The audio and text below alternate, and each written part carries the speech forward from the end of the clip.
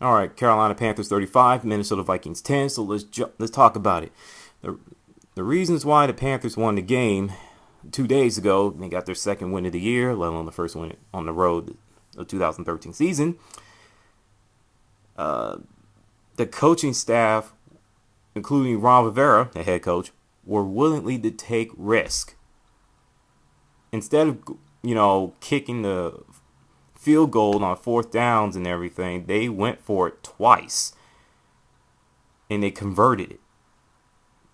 They gave the ball to Mike Tolbert, which, by the way, he's a fullback. He can do some great things if you give him the ball, let alone give him a chance. So, plus, Brandon LaFell showed up, Ted Ginn Jr. showed up, and I was pleasantly pleased about it.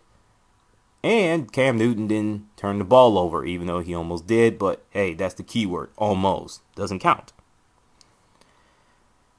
And the defense were playing extraordinary well too, which the only game I will blame them for losing will definitely be in Buffalo. I felt that they have kept the team in the game.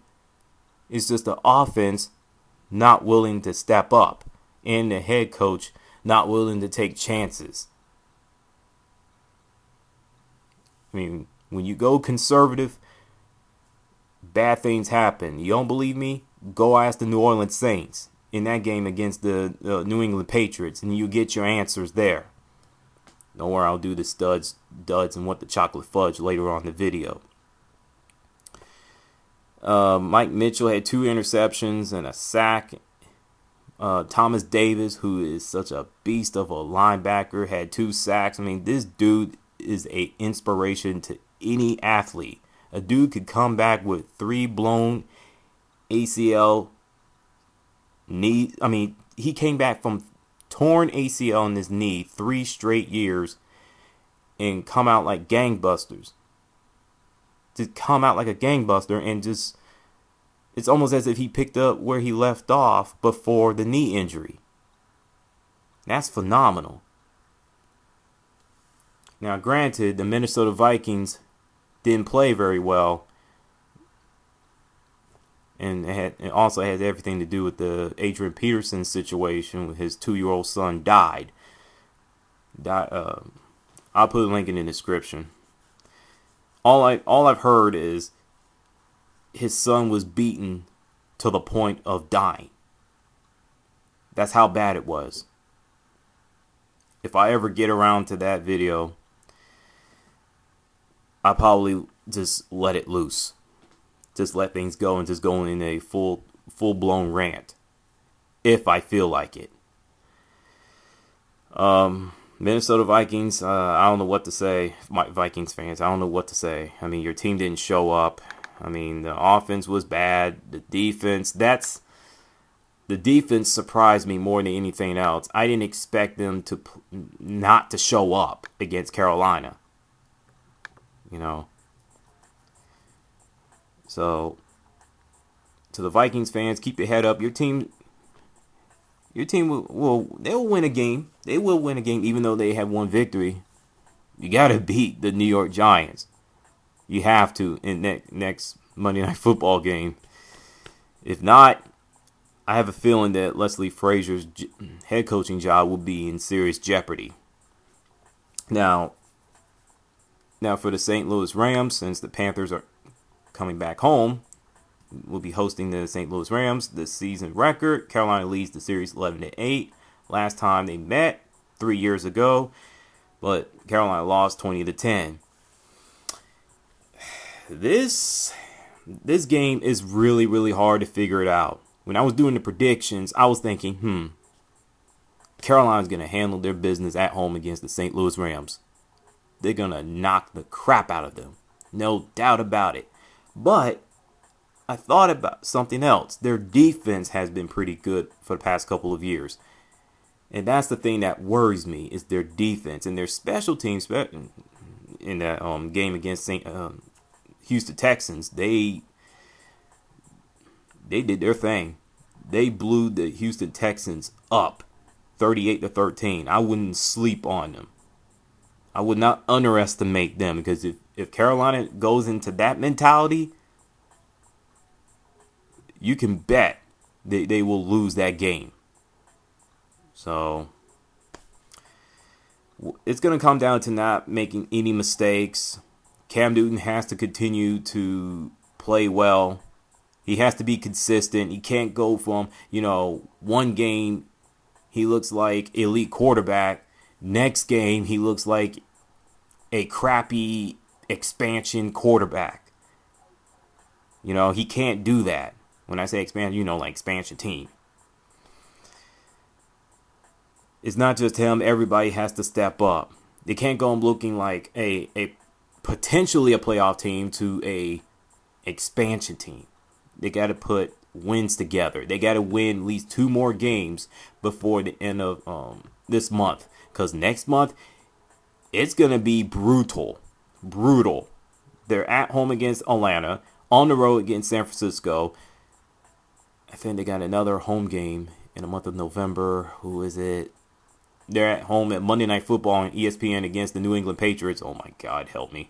And last but not least, they got to play on the road against the Miami Dolphins, a team they have never, ever beaten. I think they're 0-7 all time, if I'm not mistaken. So, if they can win at home against St. Louis and go on the road to beat Tampa Bay, hey, they could be sitting, 4-3, I guess. So, it's right there for the taking. All the Carolina has to do is break their A game, show up when it matters. You can beat crappy teams, but go out and beat good teams. They can do it. All right, now the studs, duds, and what the chocolate fudge. The studs is definitely the St. Louis Rams just blowing up the Houston Texans, 38-13. That was a shock. Who else I can think of? The remaining unbeaten teams, the Denver Broncos, Kansas City Chiefs, Detroit Lions. I think they're in first place in the NFC North Division. Cincinnati did their thing, but they have like a Jekyll and Hyde attitude as well. Pittsburgh Steelers getting their first win of the season, which that's saying something, but like I said, it was against the New York Jets. I will get to the duds in a second. And Dallas Cowboys special teams look pretty good. They beat up on the Washington Redskins last Sunday night. Now the duds, Houston Texans. My goodness, what happened? I mean, you just didn't bother to show up. Wow. Don't worry, I'll get to the fans momentarily. The Denver Broncos defense. What has happened to you guys? I mean, it's one thing to give up 48 points to the Dallas Cowboys, which that's a given because their offense is pretty good. Kind of like Jekyll and Hyde attitude. But you give up 19 points to the Jacksonville Jaguars? Well, we kept them out of 20. It don't matter, man. You should have shut them out, baby. Sure, you got 2 interceptions, but it's Jacksonville Jaguars. They suck. What is wrong with you? I'm just saying. Yeah, granted, they won by 16 points. It's not a blowout like some people make it out to be. Well, no. A blowout by 20 plus points, not 16. Shut up. They beat them by 2 touchdowns and a 2-point conversion. Morons. Minnesota Vikings, my goodness. Like I said, they didn't show up at all. New York Jets, really. Wow. One game you beat the Falcons, you look like world beaters. Next game you just didn't show up at all against the Steelers. Cleveland Browns came back down to earth a bit. which is no shock. What has happened to the football fans, especially NFL fans, acting crazy? You know, you got the fans, what was it, 49er fans doing the wave when the opposing player is hurt, which that's not offensive. That's not disrespectful like most critics are saying. You want to know what's more disrespectful? Some of the Texans fans cheering. I said some, not all, some of the Texans fans cheering for Matt Schaub's injury. That's cold. Straight up cold-blooded. Y'all know better. And what the chocolate fudge? Well, that's the fan, the Texans fans. That's then what the chocolate fudge category. And the Oklahoma Sooners just didn't show up against the Texas Longhorns. Wow. And I'm going to say one more thing before I get on out of here. If I get one more Kansas City Chiefs fan talk about show some respect, we deserve respect, I'm going to lose my mind. I'm going to lose every ounce of brain cells in my head. I'm tired of it. Stop it. Your team hasn't played anybody yet. And yes, you can sit there and say, well, look at Denver Broncos. They haven't played anybody either. Well, guess what? They got the Ravens, Colts. Who else they got? They got the Patriots on their schedule. Where are you, Kansas City Chiefs? Where's your team? Your schedule is about as soft as a cottonelle tissue. I'm done. Peace.